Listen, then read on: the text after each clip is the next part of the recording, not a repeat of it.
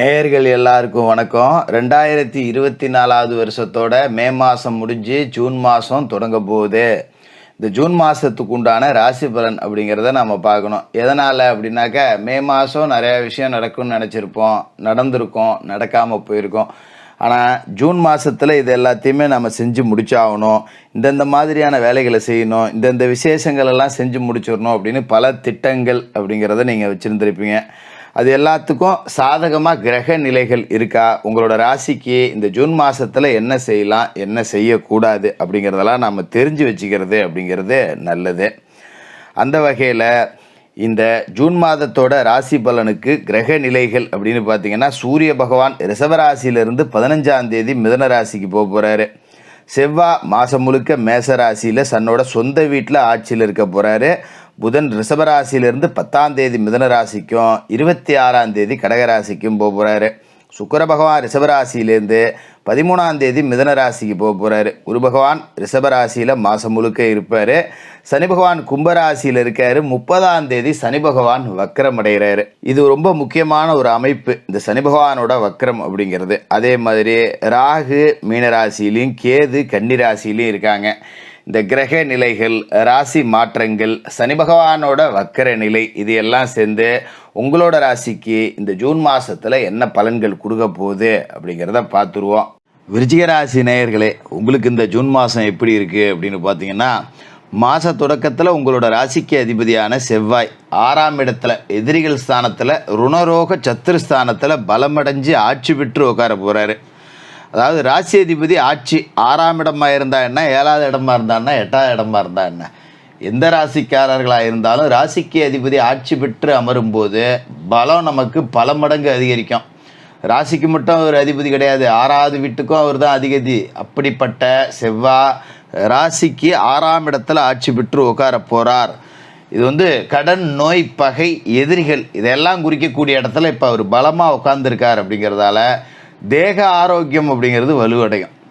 கடந்த காலகட்டத்தில் ஒரு உடல் சோர்வோடு இருந்தவங்க, நினச்ச நேரத்தில் நினச்ச காரியத்தை செய்ய முடியாதவங்க, இவங்க எல்லாத்துக்குமே உடல் வலு அப்படிங்கிறது இருக்கும்.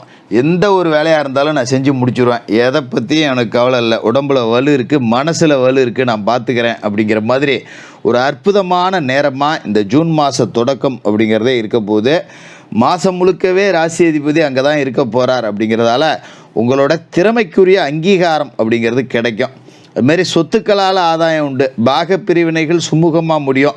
எதிராளிகள்கிட்ட சிக்கிட்டு கிடந்த சொத்து கூட இப்போ உங்கள் கைக்கு வரும். அதாவது கோர்ட்டு கேஸுன்னு போய் கேஸு போட்டிருந்தீங்கன்னா இப்போ தீர்ப்பு உங்களுக்கு சாதகமாகும். எதிரிகள் வசமாக இருந்தால் உங்களோட சொத்து உங்ககிட்ட வரும்.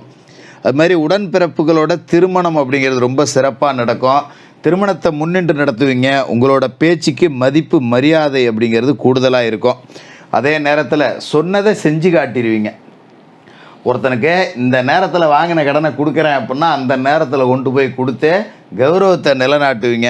ஏன்னா கடனை குறிக்கக்கூடிய இடத்துல தான் ராசிக்கு அதிபதி ஆட்சி பெற்று இருக்கார். அப்போ வாங்கின கடனை பூரா அடைச்சிடலாம், கடன் அப்படிங்கிறது குறையும். ஒரு நகை நட்டு பேங்கில் அடவு வச்சுருந்தா அதை போய் இப்போ மீட்டுக்கிட்டு வந்துடலாம், காசு பணம் 10 ரூபா வரும். அதுமாரி எதிரிகள் ஸ்தானம், உங்களோட எதிரிகள் எல்லாமே பலமிழந்து போவாங்க. கடந்த காலகட்டத்தில் சம்பந்தம் இல்லாமல் ஏகப்பட்ட பிரச்சனைகள் அப்படிங்கிறது வந்திருக்கும். அதுக்கு காரணம் என்னென்னா, குரு பகவான் கடந்த காலகட்டத்தில் 6ல் இருந்திருப்பார். 6ல் குருன்னா ஊரில் பகை. இப்போ குரு 7ஆம் வீட்டில் இருக்கார். சூப்பரான ஒரு இடம். குரு பகவானோட பார்வை அப்படிங்கிறதும் ராசிக்கே கிடைக்குது. கலத்திரஸ்தானத்தில் குரு பகவான் உட்கார்ந்துருக்காருன்னா கூட்டு தொழில் சிறக்க வைப்பார் அப்படின்னு அர்த்தம்.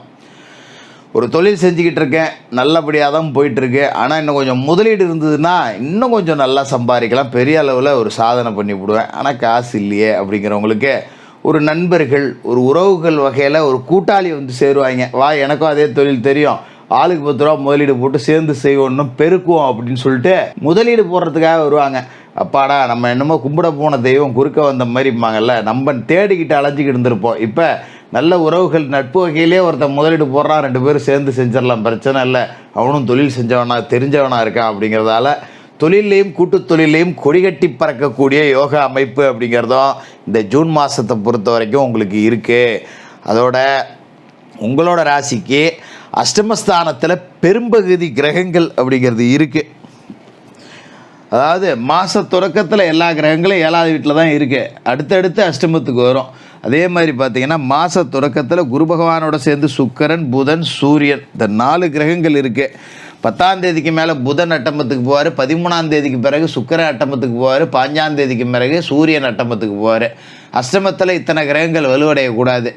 அப்போ மொதல் பகுதியை நாம் அதிகமாக பயன்படுத்திக்கணும். 5 தேதிக்குள்ளே என்னென்ன முக்கிய முடிவுகள், சுபகாரிய பேச்சுவார்த்தைகள், தொழில் ஒப்பந்தங்கள், தொலைதூர பயணங்கள் இதெல்லாம் செய்ய வேண்டிய பிளான் இருந்தால் செஞ்சுக்கிறது நல்லது. பிற்பகுதியில் பயணங்களை குறைக்கணும். முக்கிய முடிவுகள் வாங்கல் கொடுக்கறலாம் கொஞ்சம் கட்டுப்பாட்டுக்குள்ளே வச்சுக்கணும். முடிஞ்சால் தவிர்த்துக்கணும். ரிஷபத்தில் இருக்கிற சுக்கிரன் உங்களுக்கு ஆட்சி பெற்று உட்காந்துருக்காரு. வீட்டிற்கு தேவையான விலை உயர்ந்த பொருட்களை வாங்கலாம் இந்த 13 நாளுக்குள்ளே. பல வழியிலையும் கொஞ்சம் இப்போ காசு பணம் அப்படிங்கிறது வரும். கொடுத்த பணம் வரும். வீட்டில் உள்ள வாழ்க்கை துணைக்கு வேலை கிடைக்கும். பிள்ளைங்க படித்து வேலைக்கு போய் 10 ரூபா சம்பாரித்து கொண்டாந்து கொடுக்கும். இதை வச்சுக்கிட்டு ஒரு வீட்டுக்கு தேவையான ஒரு வண்டி வாகனம் வாங்குகிறேன், ஒரு ஏசி வாங்குகிறேன், ஒரு ஆடம்பரமாக ஒரு நகை வாங்குகிறேன் அப்படின்னா வாங்கி பார்த்துடலாம். அதுமாரி புதனும் மாத தொடக்கத்தில் ராசிக்கு 7வது வீட்டில் தான் இருக்கார். அவர் புத ஆதித்ய யோகத்தையும் கொடுக்குறாருங்கிறப்ப கல்வி சம்பந்தமாக எடுத்த முயற்சிகளில் வெற்றி கிடைக்கும். அரசு வழி ஆதரவு இருக்கும். வேலைக்கு விண்ணப்பித்தவர்களுக்கு அரசாங்க வேலை கிடைக்கக்கூடிய அமைப்பு அப்படிங்கிறது இந்த காலகட்டத்தில் இருக்குது. வெளிநாட்டில் நல்ல கல்வி நிறுவனத்தில் உங்களுக்கு சேர்க்கை கிடைக்கும். பிள்ளைகளுக்கு சேர்க்கை கிடைக்கிறதுக்கான அம்சம் அப்படிங்கிறதும் இருக்குது. அதே மாதிரி இந்த கிரகங்கள் எல்லாம் பார்த்திங்கன்னா பெயர்ச்சி அடைஞ்சு அட்டமத்துக்கு போகுது. அதாவது 10ஆம் தேதி அன்னைக்கு மிதன ராசிக்கு புதன் பெறார். ராசிக்கு அஷ்டம லாபாதிபதியான புதன் அஷ்டமத்திலேயே மறைகிறார். இதான் மறைஞ்ச புதனால் நிறைஞ்ச தனலாபங்கிறது எதிர்பார்த்ததை விட கூடுதலாக 10 ரூபா காசு கிடைக்கும். கிளைத்தொழில் செய்கிறதுல ஆர்வம் காட்டுவீங்க. ஒரு கடை ஒன்று வச்சுருக்கேன், பெட்டி கடை, லேசாக அப்படியே ஒரு டீ ஸ்டால் போடலான்னு இருக்கேன், இல்லைனா ஒரு டீ கடை வச்சுருக்கேன், ஹோட்டல் போடலான்னு இருக்கேன், ஒரு ஜவுளி கடை வச்சுருக்கேன், அப்படியே ரெடிமேடு சேர்த்து இறக்கி விடலான்னு இருக்கேன். இந்த மாதிரி அடுத்தடுத்த வேலைகள் அப்படிங்கிறத செய்வீங்க. இது மாதிரி வெளிநாட்டு ஒப்பந்தங்களும் வரும். அதே மாதிரி 13ஆம் தேதி மிதன ராசிக்கு சுக்கிரனும் போயிடுறாரு. 12ஆம் இடத்துக்கு அதிபதியான அவர் 8ஆம் இடத்துக்கு வரும்போது கெட்டவன் கிட்டிடும் ராஜயோகம் அப்படிங்கிறதுக்கு தகுந்த நல்ல திருப்பம் இருக்கும். தொழில் வளர்ச்சி உச்சத்தை அடையக்கூடிய வாய்ப்பு, ஆடை ஆபரண சேர்க்கை, பொது வாழ்க்கையில் இருக்கிறவங்களுக்கு புகழ் கூடுறது, இந்த மாதிரியான யோகா அமைப்பு அப்படிங்கிறது எல்லாமே உங்களுக்கு இருக்குது. அதோட குரு பகவானோட பார்வை அப்படிங்கிறது ராசிக்கு கிடைக்கிது. ராசிக்கு 7ல் இருக்கிற குரு பகவான் உங்களோட ராசிக்கு 11வது வீட்டை பார்க்குறார். உங்களோட ராசியை பார்க்குறார்.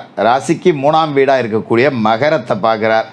இந்த லாபஸ்தானத்தில் குரு பகவான் பார்க்கும்போது லாபம் 10 ரூபா கூடுதலாக கிடைக்கும். என்ன தொழில் செஞ்சாலும் குறிப்பாக ராசிதிபதி பூமிகாரகன் செவ்வாய் ஆட்சியில் இருக்கும்போது பூமி தொடர்பான தொழிலில் உச்சபட்சமாக லாபம் கிடைக்கும். ஒரு ரியல் எஸ்டேட் பண்ணுறேன், தரகு கமிஷன் போடுறேன், ஒரு இடத்த விற்கிறேன், இல்லை ஒரு இடத்த வாங்குகிறேன் அப்படின்னா விற்கும்போது நல்ல விலைக்கு விற்கும், வாங்கும்போது விலை குறைவாக வாங்கலாம். நல்ல தண்ணி வசதி உள்ள இடம் உங்களுக்கு கிடைக்கும்.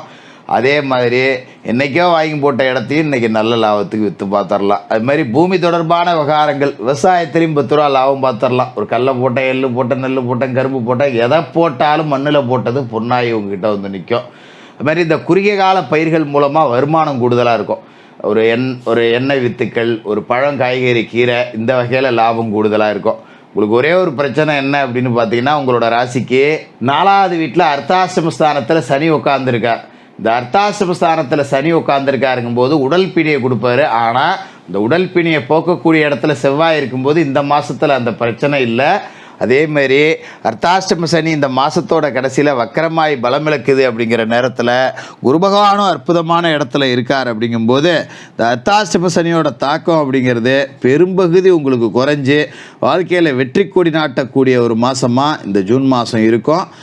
தினமும் குளிச்சுட்டு விநாயக பெருமான் வழிபாடு செஞ்சுட்டு உங்களோட வேலைகளை தொடங்குங்க. தான தர்மம் செய்கிறதுல காசு பணம் 10 ரூபா செலவு பண்ணுங்க. இதுமாதிரி உங்களோட ராசிக்கு 5வது வீட்டில் ராகு இருக்கார். பிள்ளைகளை கொஞ்சம் கட்டுப்பாட்டில் வச்சு வளர்த்துக்கணும். வெளியிடங்களில் இரவு நேரத்தில் தங்க விடாது. ராகு பரிகாரமாக செவ்வாய்க்கிழமை ராகு கால நேரத்தில் துர்க்கைக்கு தீபம் ஏற்றுங்க. சாலையோரத்தில் வசிக்கக்கூடியவர்களுக்கு, ஒரு வீடு இல்லாமல் இருக்கிறவங்களுக்கு ஒரு போர்வை கொடுக்கறது, ஒரு காலனி வாங்கி கொடுக்கறது, இந்த மாதிரி வேலைகள் செய்யுங்க. அர்த்தாசிரம சனிக்கு பரிகாரமாக மாற்றுத்திறனாளிகளுக்கு உங்களோட பிறந்த நட்சத்திரம் வர்ற நாளில் அன்னதானம் பண்ணுங்கள். ரொம்ப அற்புதமான மாதமாக இந்த ஜூன் மாதம் இருக்கும். விருச்சிக ராசிக்காரர்களுக்கு வாழ்த்துக்கள்.